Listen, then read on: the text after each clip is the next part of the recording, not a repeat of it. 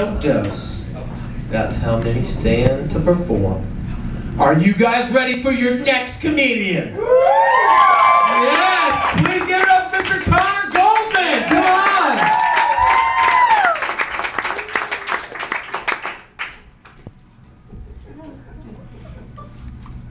Hi. My name's Connor, like he said, and I am terrified. Sorry. I meant to say I'm new to the comedy scene. Don't know, Freudian slip. Anyway, so I got a lot of people coming here tonight. Well, they're all here. They're not coming, they're here, thank God. So I kind of stacked the audience. Suck it, bitches. Sorry, Grandpa. Oh, by the way, the gentleman who was asking if we're down to fuck, my grandparents would like to say, No. No, they're not down to fuck. And the reason they didn't respond well to that Jap snatch beaver thing is because they actually said something really funny. They don't trust the Japanese. So I just thought, I don't know if he's still here, I just want to let him know that that's, you don't want him to feel like, oh, prudes. They're just racist.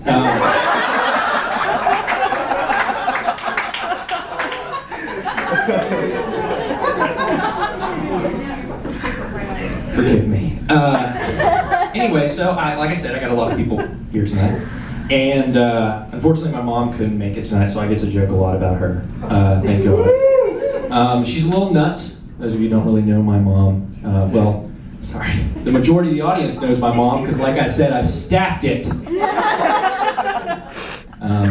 Just know who you're messing with. But she's kind of crazy. I grew up in, just her house. She was, in my dad's house, I guess. My parents are divorced, I think for good reason. She curses a lot. But it's okay because she used to say that she would wash my mouth out with soap. And I would get in trouble because then I would say, well, that's okay. We can wash your mouth out with hand sanitizer because that's 99% alcohol. And I would always get slapped. Hand sanitizer does not feel well. A slap wound from your own mother. But another thing my mom has is she has this decorator who is gay. His name's Eddie. He's fantastic. He follows her around like a little chihuahua in a purse. It's delicious. It's truly scrumptious. And recently my mom commissioned him to redo the basement. My room's in the basement. So Eddie said, Connor, you're gonna love it. I'm gonna set up this awesome place for you. It's gonna be like your own personal man cave.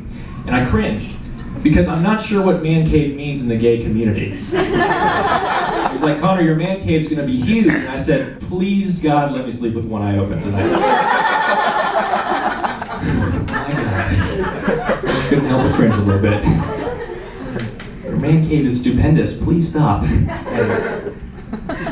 Milked that joke a little too long. Kind of like Eddie wanted to do. I'm sorry. It's over. We can move on. So, like I said, that was kind of a weird situation to find humor in. Like I said, this is my first set, so I'm a little, I'm a little nervous. But I always thought that I'd be up here eventually, because I always found humor in weird places. Like I don't like commercials, but one way I get through that is I just make fun of them constantly, because commercials suck. And I don't think there's anyone in here besides a marketing director who would say, yeah, commercials they're great. I'm actually really looking forward to watching that Subaru commercial tonight. So fuck you. Please don't say that to me. My grandparents are here and they don't like the word fuck.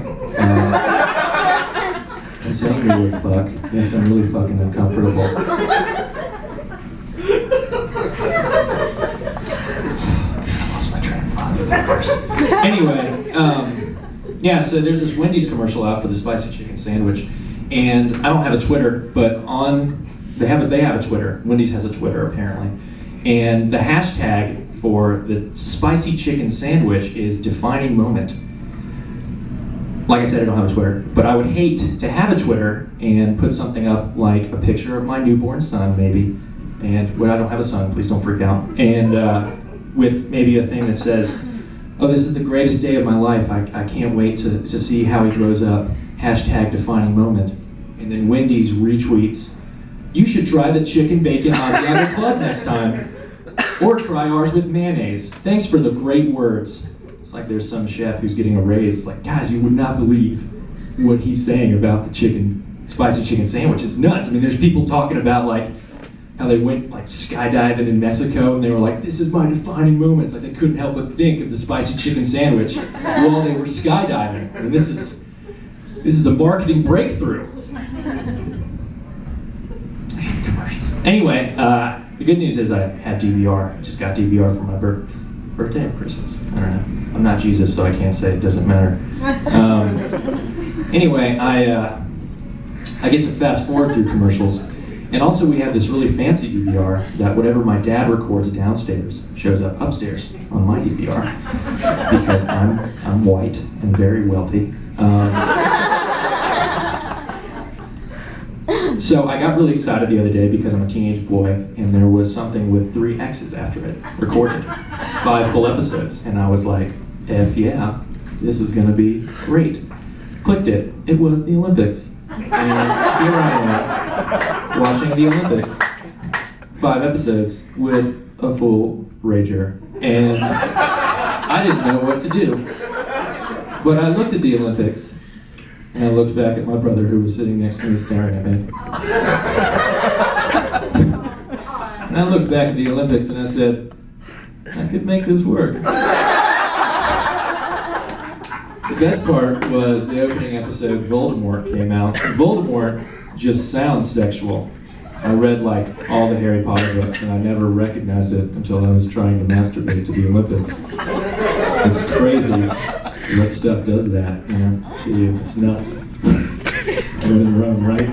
Yeah. But yeah, there was some stuff that worked out pretty well, I can say. The diving, girls diving, worked out very well. Not the men's diving. That was kind of like, no, I'll just give up. Then there was some stuff where I had to get really creative. Like there was this one, well, there were a couple scenes where there were guys in like silver full body condoms and they were like swatting at each other with sticks. I don't know what that's, I guess fencing. But I had to be very careful with that because the whole thing's interracial. And I'm not really into that, it's not really my fetish. So I just had to come up with something quick. So I turned it to the spicy chicken sandwich commercial. And let me say, hashtag defining moment.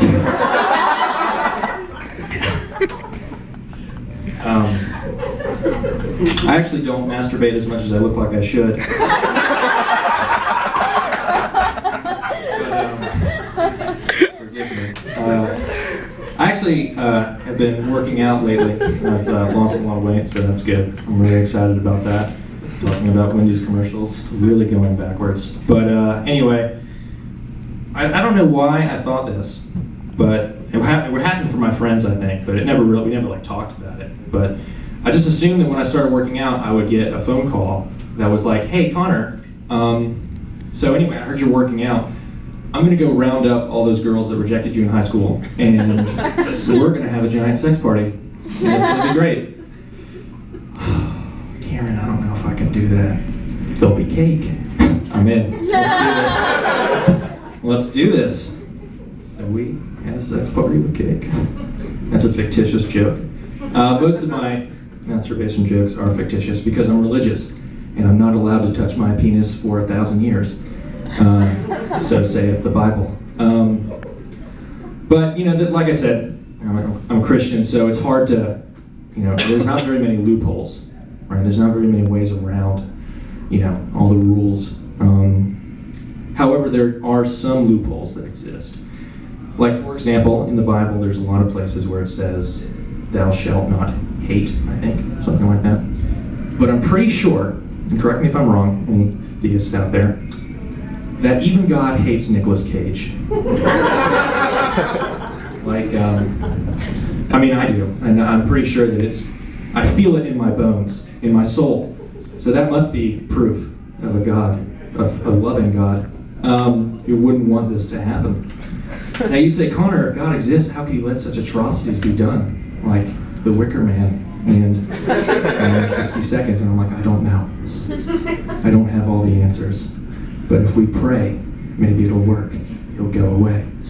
I'm pretty sure the Antichrist is going to be standing on Judgment Day at the very end, being like, you know what? I messed up.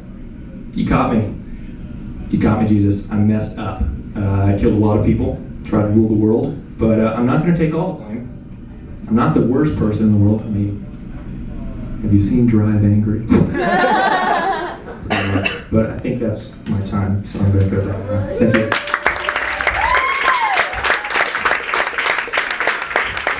Hey, that really was your first time caller?